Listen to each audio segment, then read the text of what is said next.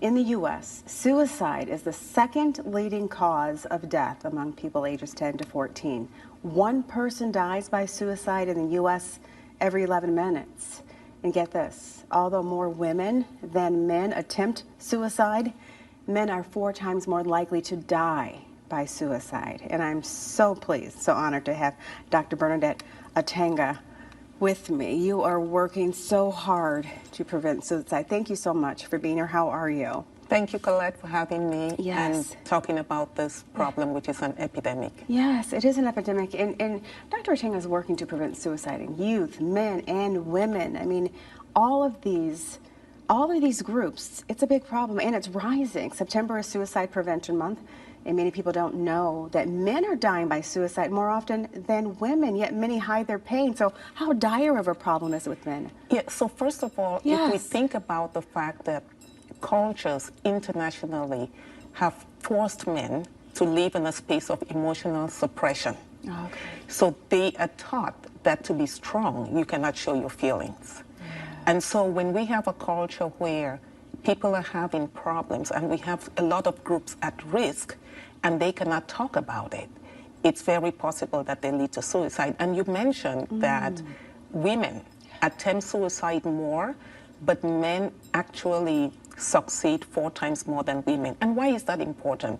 It's a public health issue because for every man that you lose by suicide, that is a child that has lost a father. Yes. That's a woman that has lost a spouse. And that's a community that has lost somebody. So we shouldn't lose anybody by suicide. No. And if you look at the risk factors, Yes. so you have whatever financial stress, emotional stress, divorce. So if you look at just those things that happen in life, Yes. and I'm glad you mentioned the teenagers, Yes. because especially when they break up, high school students, we see a lot of suicide. So it's really important that the rest of us who surround our people I love that. talk about it. Yeah. You know, and you know what? It's so important. If we suspect a man or a teen maybe contemplating, what signs and symptoms should we really look out for, doctor?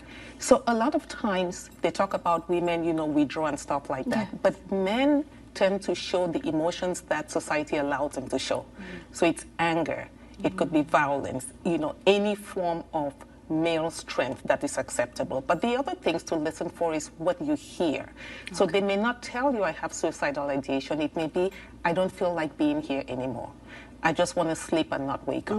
They may be using drugs even more. But most importantly, we can pay attention to what is happening in their lives and proactively approach them. I know you're going through a breakup. I know you're going through a divorce. I know you lost your job. So we can give them space to have that conversation. Give them space and really talk and communicate. So while men are less likely to seek help, how can we really help break that stigma, doctor? So first of all, what I tell people is, when sometimes they say mental health is in your head, I tell them that literally it is, and also because you've got a brain in there. And so it's a disease, to normalize it, that this is a healthcare issue.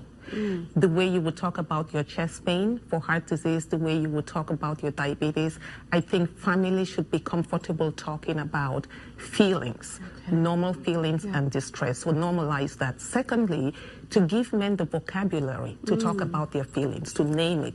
And that's one of the things I talk about beneath the armor. So the armor of strength. So to just normalize, and not only when they feel suicidal. This should be a conversation to practice, whether you feel sad, whether you feel angry, whether you feel frustrated, whether you feel hopeless.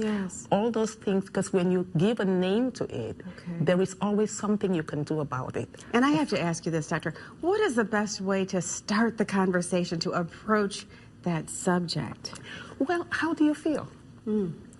How do you feel about your job loss? How do you feel about your breakup with your girlfriend? How do you feel about your divorce? So name that feeling.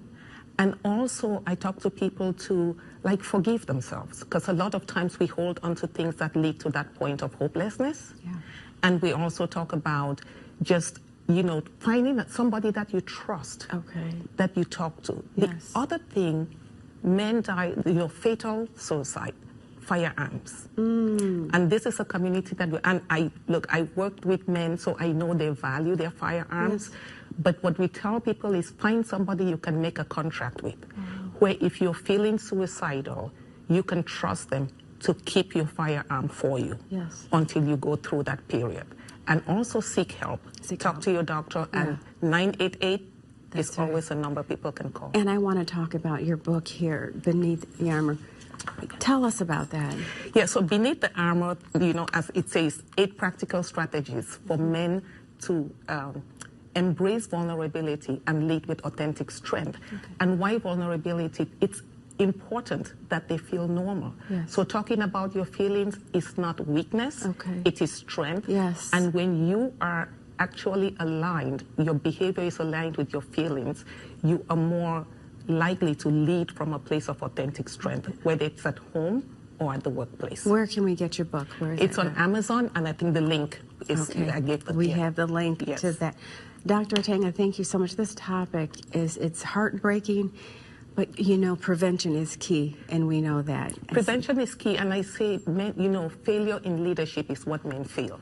So they feel like, if I cannot lead my family, if I cannot lead my job. And so I always have this, I have a free blueprint that I created for men, which is, you know, just a leadership reset blueprint.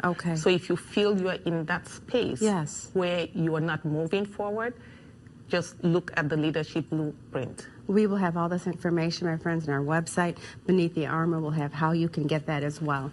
And please remember this, that help is out there. You are never, ever, ever alone. Just call, like Doctor just said, you can call or text 988 to get connected with resources. You are never, ever alone.